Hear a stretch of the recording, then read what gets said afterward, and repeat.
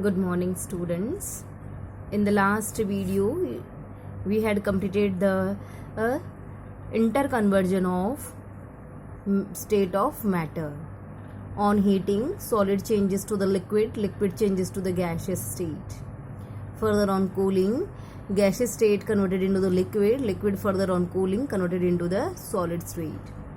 And at the different temperature this process has taken place, because in different substances the intermolecular space and intermolecular force is also different. Up to this point we had completed in the last video.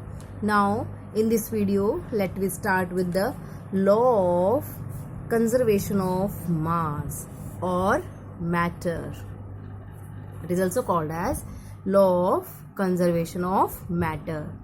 This law is given by the scientist Lavoisier. In the ending of the 18th century, it was state a law. That law was given by the scientist Lavoisier, and that law was known as the law of conservation of mass or the law of conservation of matter. We already knowing it that matter is made up of tiny particles which are called as molecules, or further smaller particles are called as atoms. Whenever any change has taken place before or after the change, the mass of the matter is remain the same. Why? Because during the any change only the particles are rearranging. I repeat that during the any change, actually what happened, how the change has taken place, change will be always takes place due to the rearrangement of molecules or atoms. And the atoms and molecules already they have their definite mass, so number of particles are remain the same, and therefore the mass of the matter before the any change and after the change will remain the same. That point was given in a form of a law by the scientist Lavoisier. That law is given known as the law of conservation of mass. It can be defined, it can be stated as matter can neither be created nor destroyed, but it can be changed from one form to the another, and the total mass of the substance before and after the change will remain the same. I repeat, the law of conservation of mass stated as matter can neither be created nor destroyed, but it can be changed from one form to the another, and the total mass of the substance before and after the change remain the same. This law is true for all the type of the changes. We already knowing that the changes are of two types scientifically. The first is as a physical change and the second is as a chemical change. Let me start with the example of the physical change. Physical change. First of all, we come to know what do you mean by the physical change. Physical change is that change where no new matter is formed. It is a temporary change and it can be reversed easily. So it is a reversible change and temporary change. No new substances formed during that change. That change is called as a physical change. Or in simple terms we can say that the composition of matter is remain the same. That change is called as a physical change. Now take the example of the ice. We already knowing that ice on melting will produce the liquid water. The mass of a ice before the melting, suppose we had taken the 100 gram.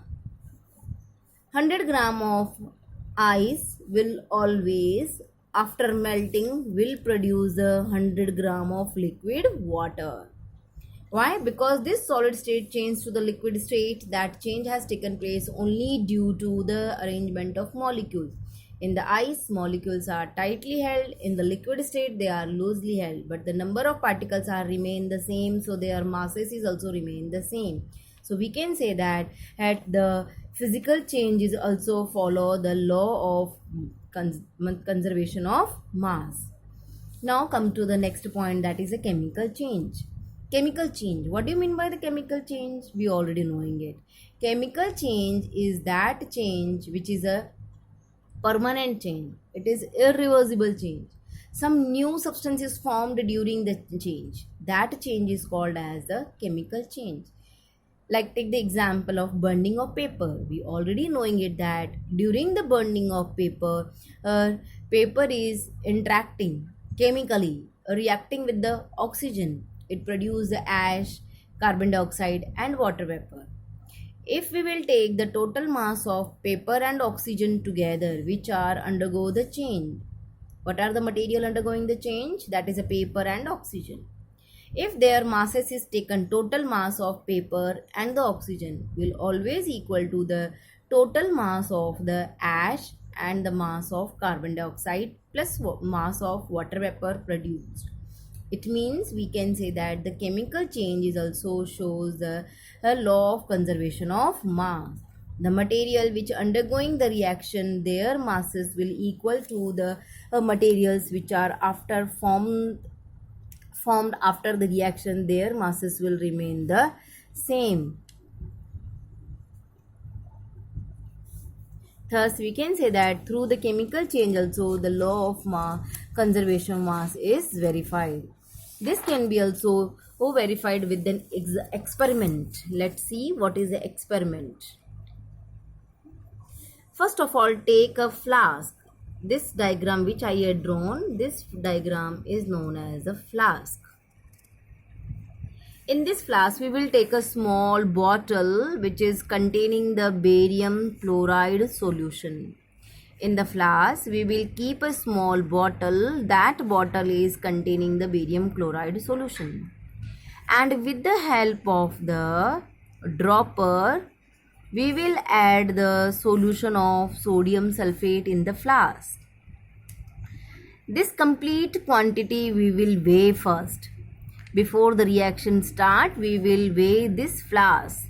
The weight of a flask, we will note down it, what it is. Then we will mix slowly this flask. Gently just shake it so that this bottle will get tilted inside the flask and the reaction has taken place. After the reaction of barium chloride and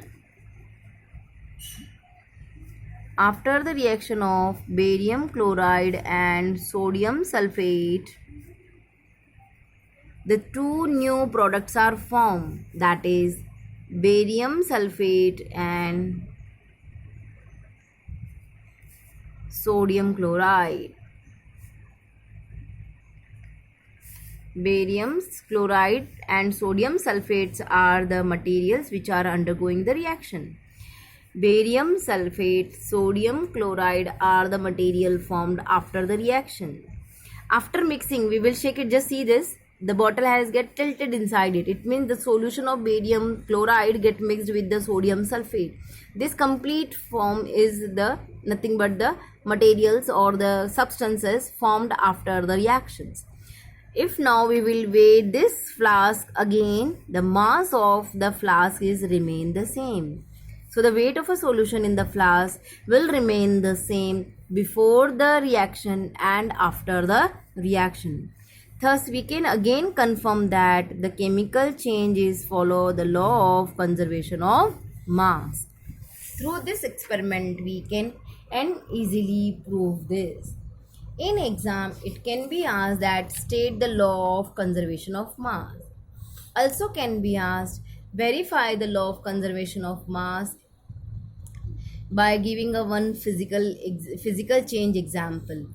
It can also be asked this experiment in exam that how you will verify the law of conservation of mass of a chemical change. Give an experiment. So by this experiment we can show that law of conservation of mass is followed. Now up to this point we had completed the lesson. Now let me start with the exercise. We will start the exercise. First we will do the objectives question. The first question in the objective question is choose the correct option. The first question is that which of the following statement is correct? First one is Options are: intermolecular space is the largest in the solid state. No. In the solid state, intermolecular space is very, very negligible. Intermolecular force is strongest in the solid state. Yes, it is correct. In the solid state, as the particles are very close to each other, the molecules are are having the greater force of attraction. So that is the intermolecular force is strongest. Intermolecular force is strongest in the liquid state. No, because they are little bit far away as compared with the solid state. Intermolecular force is the strongest in the gaseous state. No, because again we can say that the particles are very far away from each other, so they don't have the intermolecular force strongest. So the correct answer for this question is that which of the following statement is correct? In that the answer is second correct. Intermolecular force is the strongest in the solid state. Now the second question, which of the following statement is false? First line is the kinetic energy of the particle decrease with the increased temperature. No. If you remember in the second video when we had said that had the assumption of the kinetic theory, in that we had studied that the kinetic energy is increases with the increase in temperature. So this first statement is false, and this is the answer for our question, because it is asked that which of the statements is false. The law of conservation of mass is obeyed by the chemical reaction. Yes, just now we had seen that, so it is a correct sentence. Matter can be changed from one form to the another form. Yes, this we had studied in the law of conservation of mass. Matter cannot be created. Yes, this also we had studied in the law of conservation of mass. So these three sentences are correct. So the answer for this question is the first answer. The kinetic energy of particle decreases with the increase in temperature. It is a false statement, and this is the same thing as in the question. Now come to the next exercise. Next point, next questions are filling the blanks. The intermolecular space in a substance dash with the increasing intermolecular force. If the intermolecular force increases, then the space will be decreases. The answer is decrease. Second is the evaporation of a liquid is faster at higher temperature, because we knowing it, evaporation means converting the liquid state into the gaseous state, and on heating only the change of state takes place. So evaporation of the liquid will be faster at a higher temperature. The answer is higher.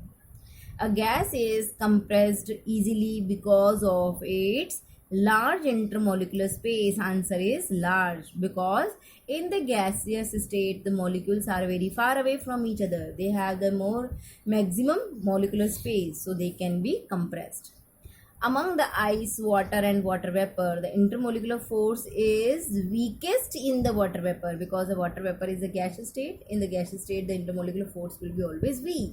So the answer is weakest in the water vapor. Now the next exercise is state true or false for of the following statement. A liquid does not evaporate below its boiling point. False. It starts to evaporate as the temperature starts to rise. The collision among the particle in a liquid cause it to evaporate. Yes, true it is.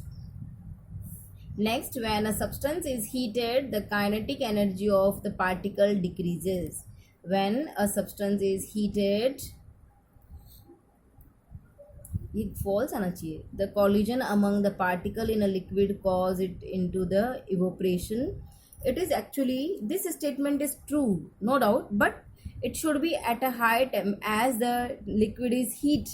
As we heat the liquid, the collision among the particle increases, then the liquid start to evaporate. Then we can say that it is a true. When a substance is heated, the kinetic energy of the particle decreases. False, because we know that the temperature increases, kinetic energy also increases. When a solid is heated, its particle vibrate more vigorously. True. There is practically no decrease in the total mass of the substance in a chemical reaction. Yes, true. It is according to the law of conservation of mass. The burning does not obey the law of conservation of mass. False. If we will take the example of burning of a paper, then it also obeys the law of conservation of mass. So students, now in this period we had completed the objective question answer. In the next period we will continue with our short answer and long answer. Thank you.